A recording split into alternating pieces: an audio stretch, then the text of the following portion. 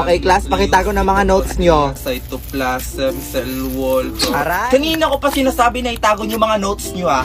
Get 1/4 sheet of paper, mag-quiz tayo ngayon. Ma'am, 1/4 po.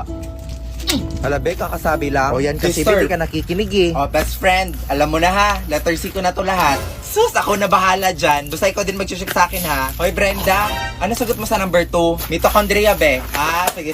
Thank you. Ay, ikaw ba, be? Ano answer mo sa number 5? Be, yung number 5 mo, ano sagot?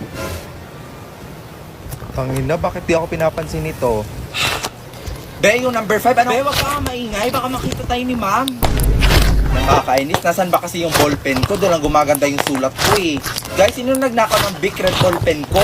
Hoy guys, ilabas nyo na kasi. Hindi, wag nyo na isauli. Sa nagnakaw, mamatay ka na lang sana. Patay be na kay ma'am. Lalagot. Di ba hiniram ko tong big red ballpen mo kanina? Pangina mo, na kay